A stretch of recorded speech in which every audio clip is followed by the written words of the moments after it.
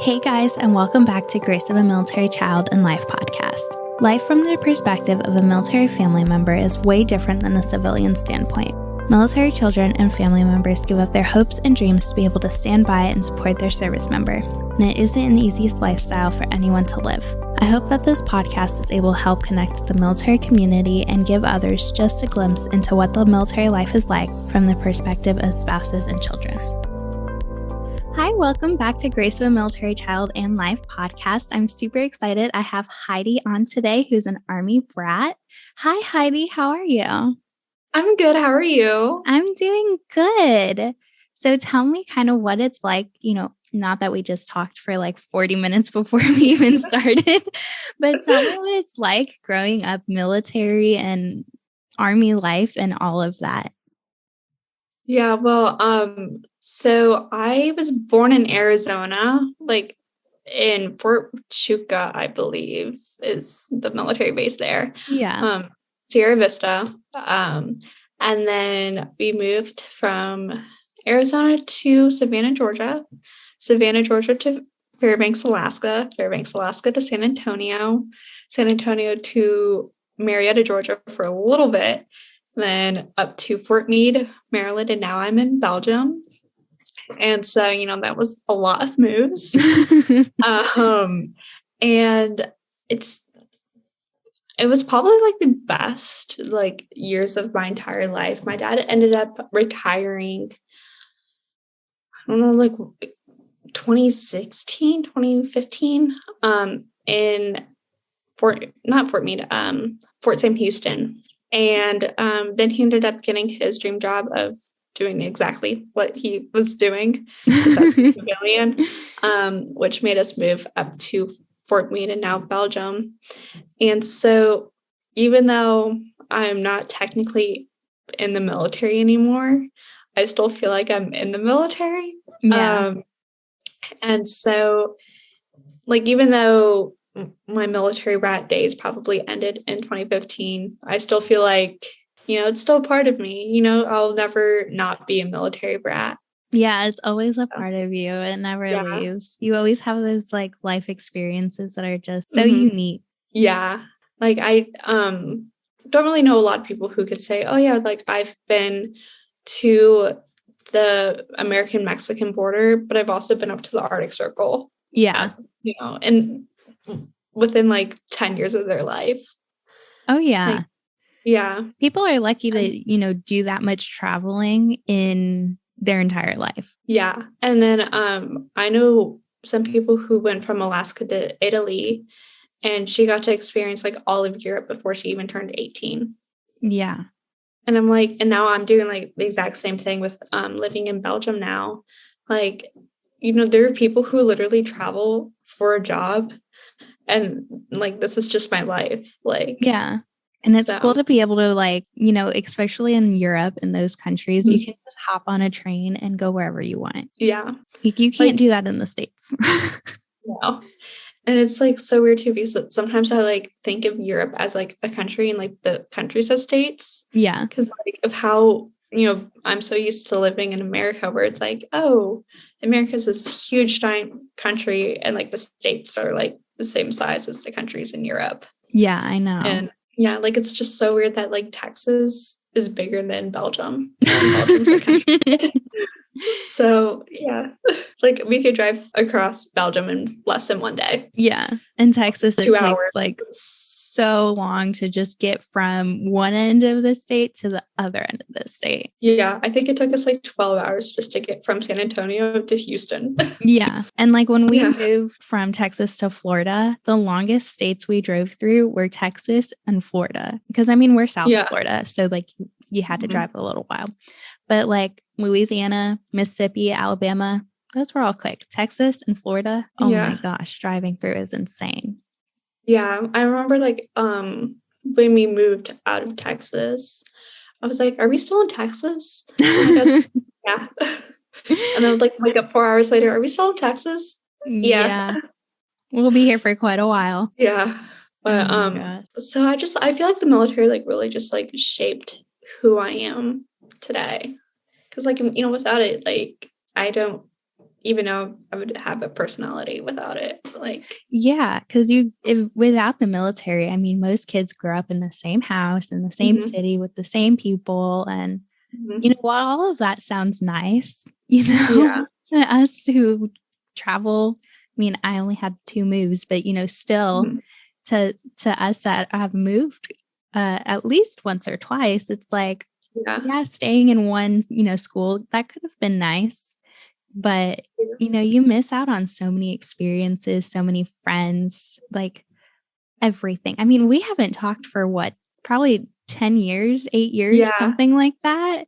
And I mean, we literally have been talking for like an hour now. That's the military for you right there. Yeah. Like, my dad will run into buddies that he hasn't talked to in like 20 years at the PX, and we'll be like talking for 3 hours. Yeah. I'm like, dude, we have groceries. We have to go. Like, we have frozens. Like, carry this on up, like exchange numbers or something. Let's go. Like, okay, yeah, you guys live in the same, state now. Like, you can meet up. We could come, carry this conversation later. Yeah, let's go put our groceries away and then get dinner or something. Like, yeah, like you can invite them to the house later. Yeah. Like, yeah. It's so unreal the way that, I mean, even people that you never meet before, like you can sit down and have a full-on conversation. Yeah. Like, it really like forces you to become an extrovert. Like, I remember so I go to school out in Washington State, and I have some friends that go there from like, moves and stuff. Yeah. And my like first couple of weeks of college, this one guy who's like almost a brother to me, he was like, oh, like you could, come over to my apartment whenever. I know like your first month of college, you're not going to really have a lot of friends. So if you get bored, come over. And I was like, oh yeah, like totally. But I never like went over to his apartment because I was like hanging out with like different groups of people. Yeah. And he was like, well, like you're doing like really good for like, your first month of college. And I was like, well, yeah, but I grew up moving around so often, like I know how to make friends quickly. Yeah. Like, it doesn't matter. You just, you'll learn to be more accepting of everyone because you kind of have to be. Yeah. Like, you can't be picky with your friends. No. And if you're going to be picky with your friends, especially when you're only going to be there for 2 years or 3 years, however long you're there for, you're going to miss out on so many people. Yeah. Like, I learned to sit down at a table in the cafeteria and just like introduce myself to people. Yeah. And then, that was kind of like the friend group. Yeah. I mean, we even like in 6th grade, it was like there was a group of us and we always sat together at lunch. And I don't think any of us really had classes together either. Yeah. But we just like magneted to our table one day and then we all became friends. Yeah. And it's just like so weird, like especially on the first day of school, like, we were all in that like little lobby and you just find someone that looks friendly. You walk up to them, introduce yourself. Yeah. Hope they're not weird. And it was so weird. Those like first, I think it was probably like the first week, maybe they'd let you go to your locker at Cole for like 10, like before, like as soon as you got there, you could go to your locker, get everything situated. And then once like you get into the school routine and everything, they wouldn't let you go to your locker until like, what was it? Like 5 minutes before class started.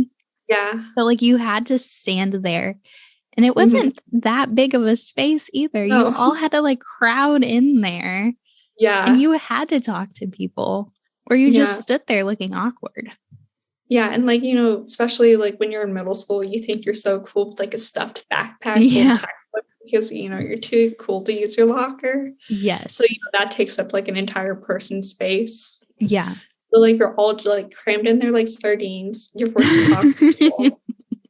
And I saw this like this thing on Pinterest about like being friends with like your friends on sports teams. Yeah. And someone was like, oh, like how do you meet friends so fast when you're on a sports team? And someone commented on it like, well, you're thrown into a cage and you're forced to become friends within like 2 weeks. Yeah. I was like, that's literally how it's like being in a like military school. Like, you know, you're all thrown into this little lobby. You all have the same experiences. You meet each other and you're like, okay, that's it. We're going to become friends now. Yeah.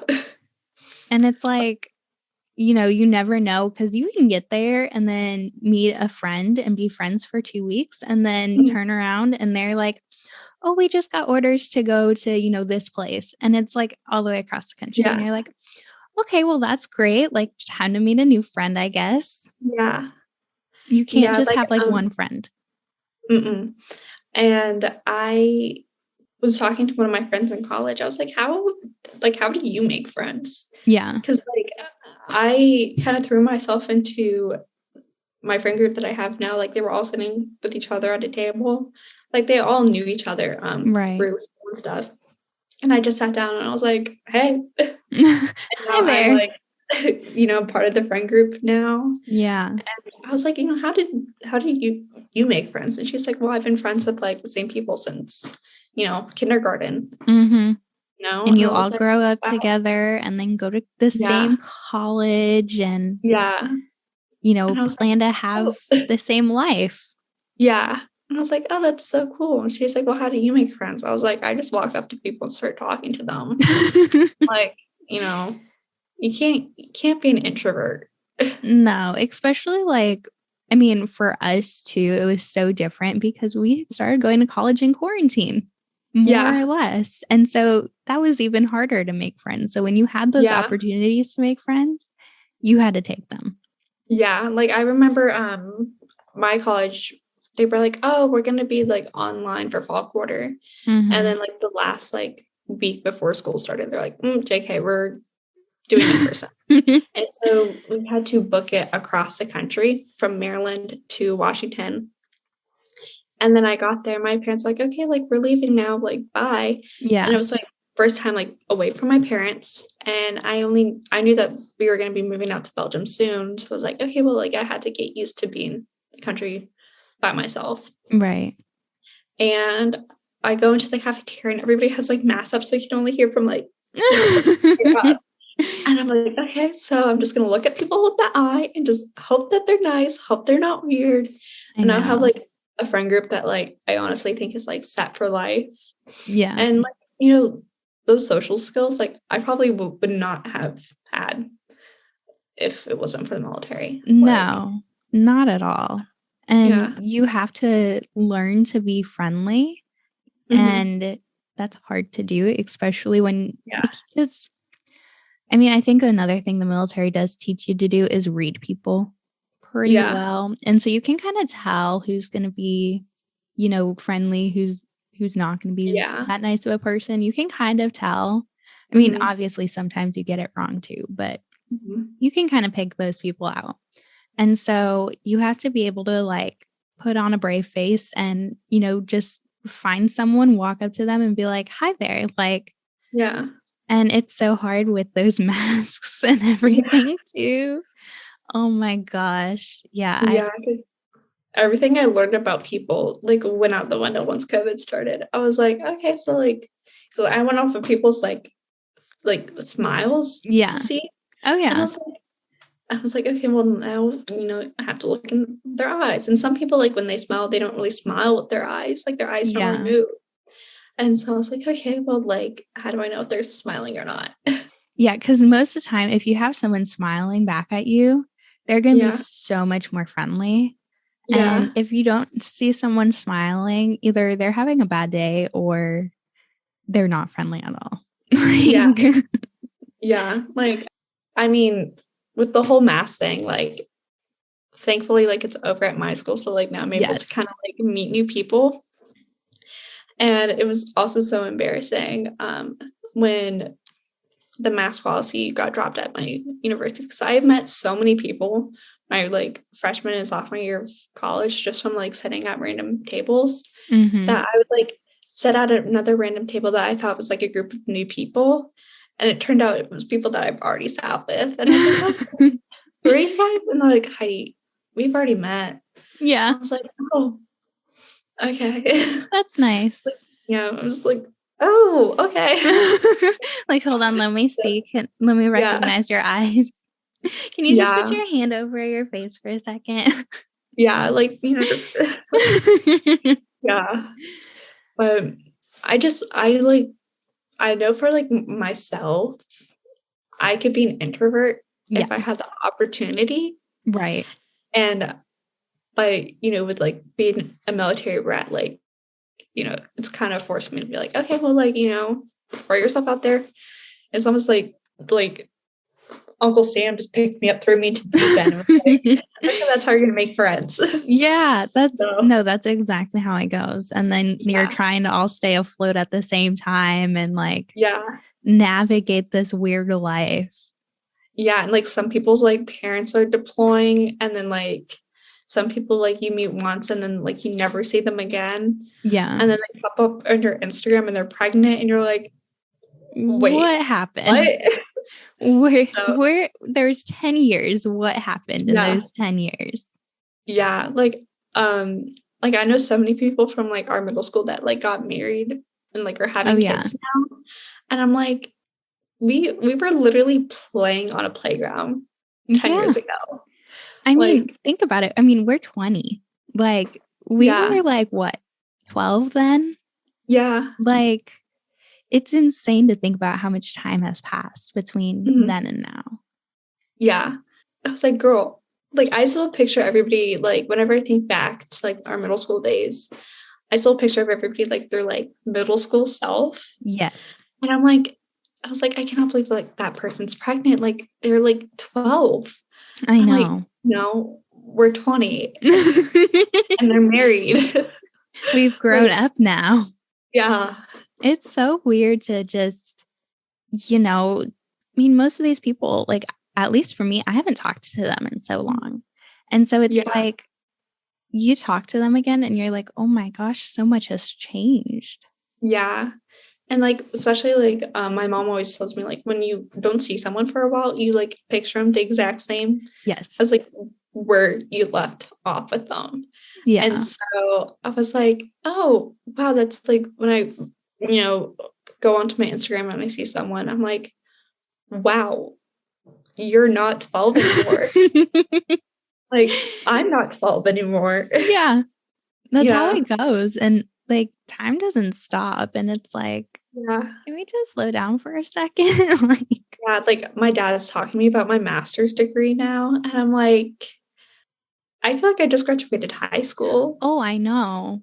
Yeah. Like I'm watching Stranger Things and I'm like, oh yeah, that's totally my life right now. And then like, I like think about it. I'm like, wait, I'm not their age. No. Like, that's not me right now. Oh my gosh. I love Stranger Things. I've been watching it with my dad. He was like, I'm never going to watch Stranger Things. And then all of a sudden he was like, I'm going to watch Stranger Things. And I'm like, okay. Okay. Sounds great. So, no, I missed out on like 2 seasons of it and I need to go back and watch it because I watched like the first one, half of the second one, and then I just watched the 4th one.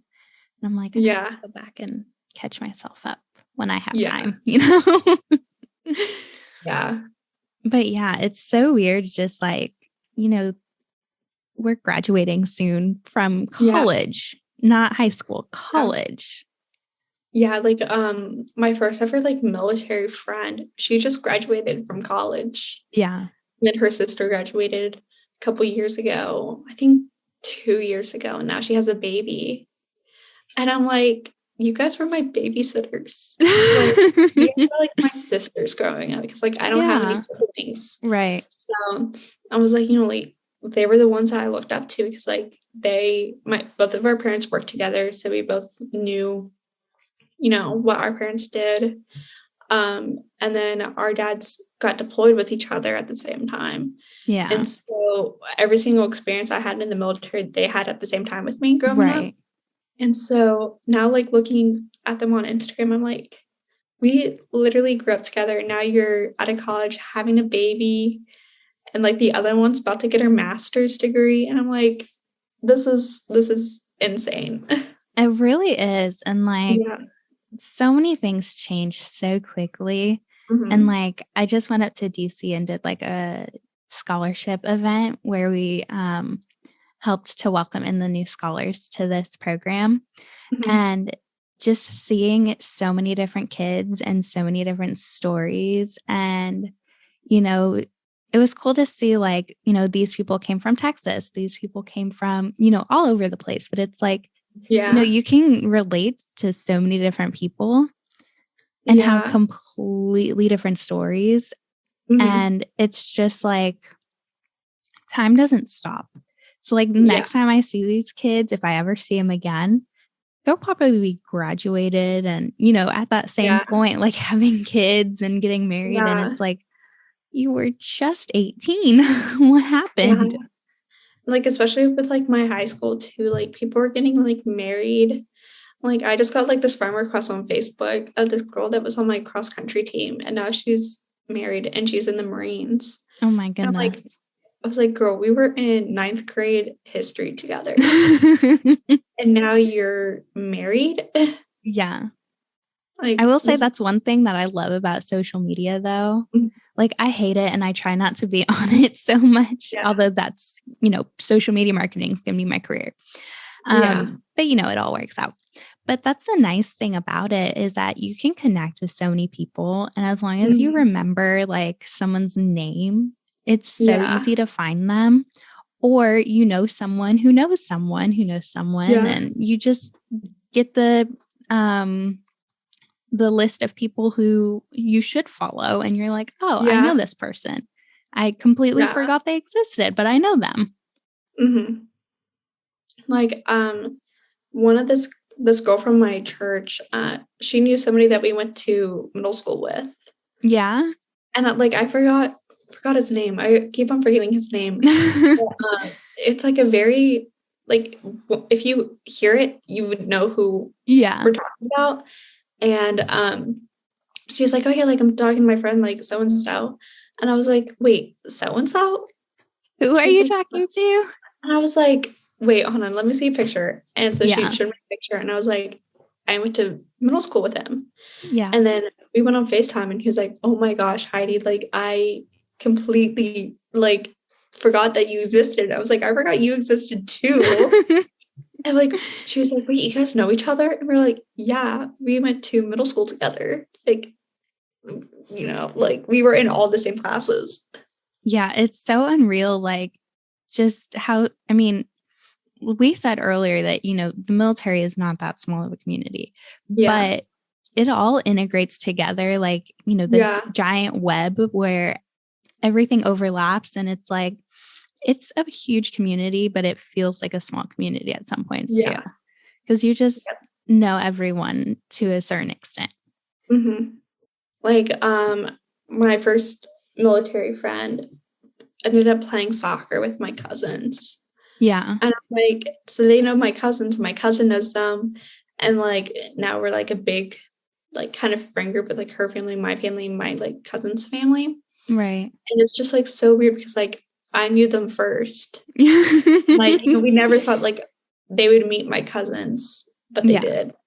It's really strange just how everything works. Yeah. And it's fun just, living the lifestyle and traveling and exploring and meeting new people. Mm-hmm. And that's what I love about it. Yeah, no, I remember my dad's work buddy, he pulled me aside and was like, oh, like, how did you like the military? It was at my dad's retirement. And I was like, oh, I liked it.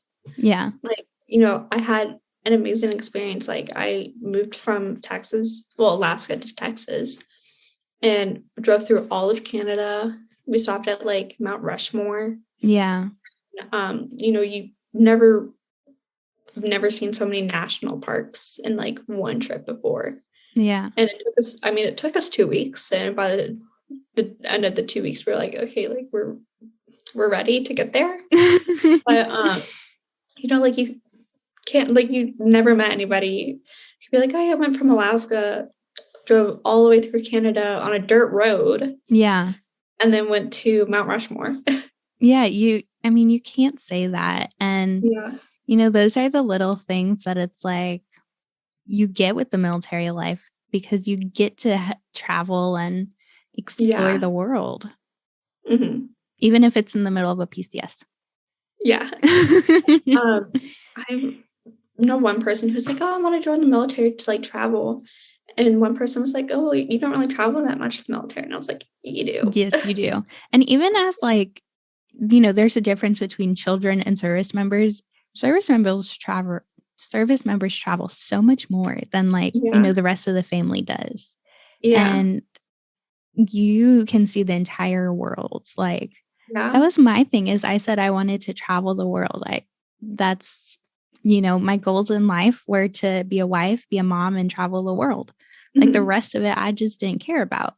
I mean, I'm still that way, but I have, you know, goals in life too. But, you know, and so my parents just kept telling me, join the military. And I'm like, no, I can't join the military myself. Like, that's just, you know, I want to be a part of it still, but I can't join it myself. And I didn't want to be a spouse or anything. Like, I was good.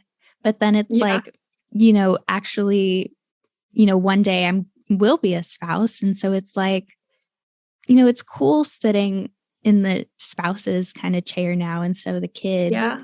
And, you know, seeing it from that different side. And it's like, now I actually am going to get to travel the world again, you know, to a different extent and experience all that. Mm-hmm. Like, I know my dad went on a lot of deployments as a kid. They were short deployments though. So, you know, that was a little bit lucky. Yeah. But he went to Cuba for one of them for like 3 months. And he would FaceTime us while he was just sitting on the beach in Cuba. And it got down to the point where he got his fishing license and he was like fishing in Cuba.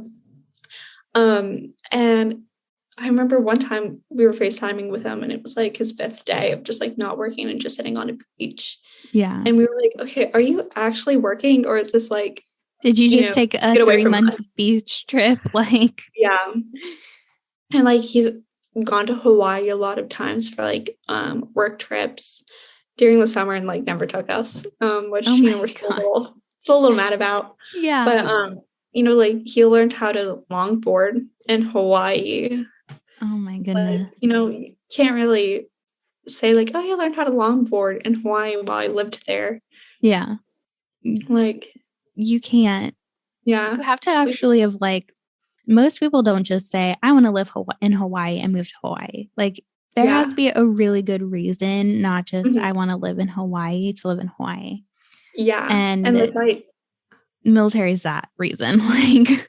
Like my dad went from Korea to Hawaii. And like, imagine like going from like Korea to Hawaii. Like, you really don't do that. No. And those are two completely different cultures too. Yeah. I mean, Hawaii is like, from what I've heard of it, because I haven't been either, but it's like it's a whole different, you know, it's like a different country over there because it's the island life. And there's nowhere else in the States that has that island life, really. Yeah. And like, I always forget that like, sometimes I forget of like all my dad's moves because my dad was in the military right after he graduated from high school. He joined the military. Mm-hmm. And then I think like 6 years later, he met my mom. And so he had like 6 years of like, you know, being a bachelor in the military. Yeah. He got to marry and experience a lot. And like, I forget like all of his travels sometimes. I'm like, oh, this is his first time being overseas, is in Belgium. Like, no, he lived in Korea for a bit. Yeah. And I'm like, oh, well, he's only been to Afghanistan and Cuba, but he's been to Honduras. Right. And like, you know, like sometimes I'll be going through my wallet and I'll see like UK money. And I'm like, wait, where did I get this? I'm like, oh yeah, my dad gave it to me. Yeah, I have like in like a memory box or something, I have like collection of just international money. Yeah. You know, that my dad had brought back. And then even when Jacob was in Japan, like he has all the yen and stuff that, I mean, he's like, you can just have it because I don't have anything to do with it. Like, because what do you do with international money once you're home? Yeah. I mean, you can go and exchange it, but what, get $1 for it? Yeah. Like, I think I have like $200 in like Honduran money. Yeah. And it's like, you could like exchange it for US money, but it's going to be like $5. Yeah. It's really nothing. Okay, yeah. But like, it's cool to like keep it in my wallet and then accidentally try to use it to pay for it because I forget. It's so cool to have like, just all of that money. And it's like, it's like a passport. It shows where you've been or, where people have been. Yeah. And like, in my coin purse, I have like, Canadian quarters and stuff. And I like pull it out to pay for something. I'm like, this isn't US money. I'm so sorry. Give me just a second. Like one time I ended up counting it up and like I put it into a machine and it like stopped the machine from working. Oh my god. I didn't recognize that like one coin. I was like, oh my gosh, I just put €1 in. That was such a stupid mistake. Yeah. And now you had to like wait for people to like fix it and oh my gosh. Like, they're like, oh, like what happened? I was like, okay, so like put €1 in there. And how do you explain that to someone? Yeah. I'm like, look, I'm tired. Just finished a test. I just want the money counter. Yeah. And then like, they get the quarter out and it looks nothing like any of the US dollars. And they're like, how did you confuse this? I'm like, look. You just don't understand, I promise. Yeah. And when you're just grabbing quarters out, you don't really look at it anymore. No, because it's so natural. Yeah. Oh my gosh. Yeah. Well, one thing that I always like to ask is, what advice would you give to another military child? One advice I would possibly give is, just take advantage of it. Like I know a lot of military kids who just kind of sulked and was like, oh, this life is so stupid. Like I have it so bad. But you literally get to travel the world for free. Yeah. Like, you can spend like your entire time in the military and being a military child and just that at home and be like, my life sucks. And then you get out of the military and you're like, oh, well, I want to travel the world. But like, you had that opportunity for free. Like there are so many people. You didn't take advantage of it. Yeah. Like there's people who I know that are saving up to like go to Europe and it's going to be like thousands of dollars. But with the military, like they pay, to help you move out there. They pay for like, I know in Belgium, they pay for your rent. And so you have spending money. Yeah. And, you're able to hop on a train for 2 hours and you're in Paris. Right. Like, you have the best life you could possibly ask for. And like, yeah, it sucks when like your parents not there and like they're deployed. But at the end of the day, like you travel the world and you get to meet people, you get to meet cultures. Like I grew up with Hispanic abuelas taking care of me. So my dad was deployed like a month after I was born. And my mom was like, oh, I don't know how to raise a kid. And these like little Hispanic abuelas from our church was like, oh, girl, we got you. My mom like calls me like Hispanic names sometimes. Yeah. And she's like, oh, mommy, come here for a second.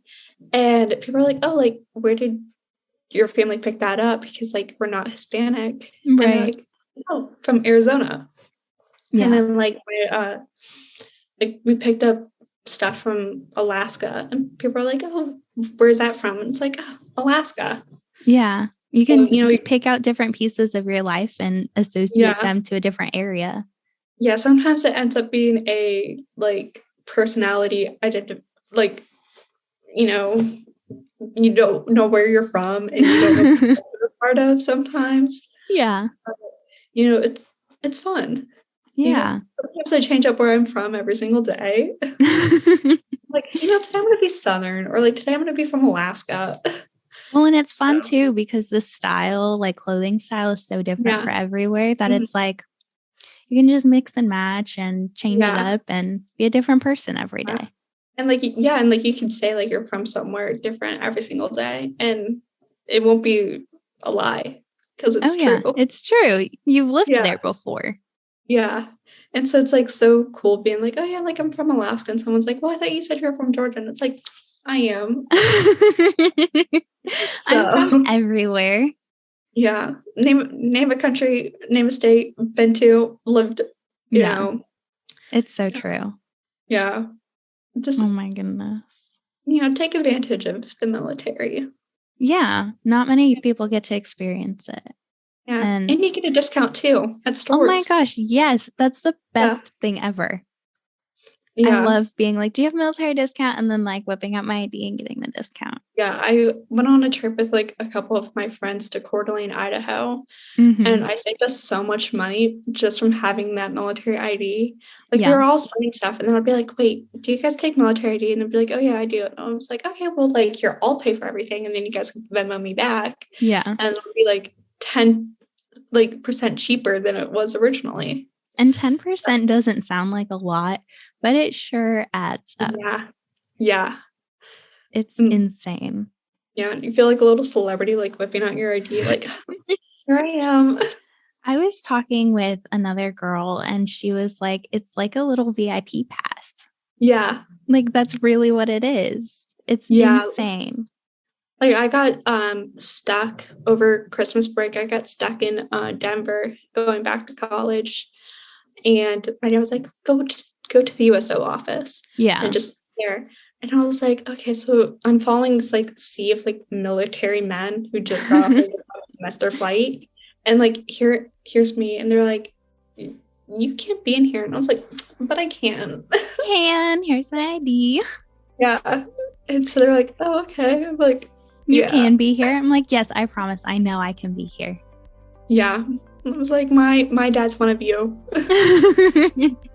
I know you guys way too well. Yeah. I mean, he's 30 years older, but he's one of you. You'll be like him one day. Yeah. Oh my gosh. Well, that's great. Yeah. Thank you so much for doing this. Yeah, no, thank you so much for doing this too. Like, okay. Yes. Bye. Bye. Thank you for listening to this week's episode of Grace of a Military Child and Life. Make sure to set a reminder for every Tuesday to listen to a new episode. You can find us on Instagram and YouTube at Grace of a Military Child and Life. If you have any questions or want to be on the podcast, send a message to one of our social media platforms or email grace.of.a.military.child@gmail.com. See you next week.